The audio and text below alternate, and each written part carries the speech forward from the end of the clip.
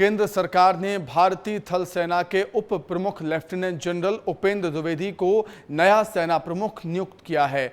General Dwivedi 30 जून को कार्यभार ग्रहण करेंगे।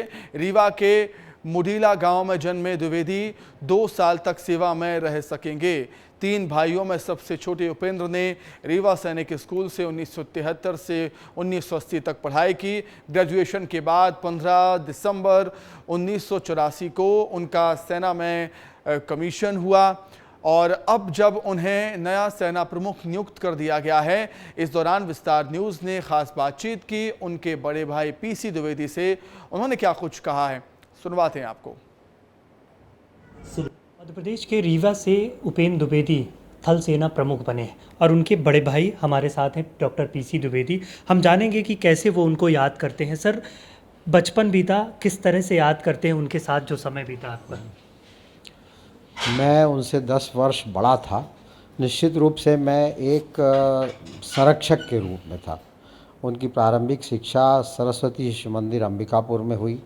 फिर संयोग से मैं यहाँ मेडिकल कॉलेज में था, तो यहाँ मेरे ही संरक्षण में सैनिक स्कूल रीवा में उन्हें एडमिशन दिलाया और यहीं से वो एनडीए फर्स्ट अटेम्प्ट में सेलेक्ट हुए। उसके बाद एनडीए खड़कवासला और इंडियन मिलिट्री एकेडमी देहरादून से उन्होंने अपनी मिलिट्री की पढ़ाई पूरी की। 1984 में उन्हें कमीशन ऑफिसर बनाया गया। उसके बाद उन्होंने देश और विदेश में, चाहे वो यूरोप हो या अफ्रीका हो, सब जगह उन्होंने पीस कीपिंग फोर्स के साथ कार्य किया। अमेरिका में विशेष प्रशिक्षण प्राप्त किया। सेशल्स में वो भारत के सैन्य सलाहकार भी रहे और आज आप लोगों की सबकी शुभकामनाओं से वो सेना के सर्वोच्च पद में ज्वाइन करने जा रहे हैं। सर, क्योंकि आपने तमाम चीज़ें बताई, बहुत गौरवान्वित महसूस होता है। आपके घर, गांव, परिवार में भी जैसी ये जानकारी हुई होगी, हमेशा की तरह ये होता है कि बहुत गौरव का विषय है ये।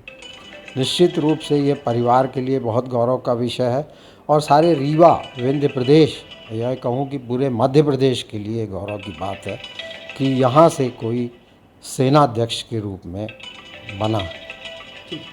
तो ये थे हमारे साथ डॉक्टर पीसी द्विवेदी।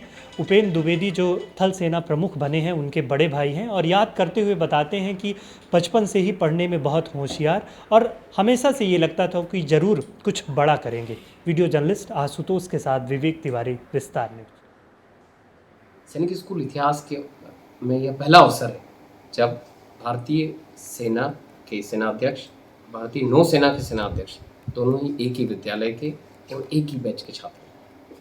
संपूर्ण सैनिक स्कूल रीवा की तरफ से और युवा कैडेट्स जो हमारे स्कूल में पढ़ाई कर रहे हैं, इन सब की तरफ से उनको हम हार्दिक शुभकामना देते हैं और इस उपलब्धि पर स्कूल के स्टाफ के साथ साथ सभी लोग बहुत ही उत्साहित हैं और यही चीज़ हमारे नए छात्रों को प्रेरणा देती है, उन्हें दिशा देती है कि उन्हें किस जगह और कहाँ तक वो जा सकते हैं।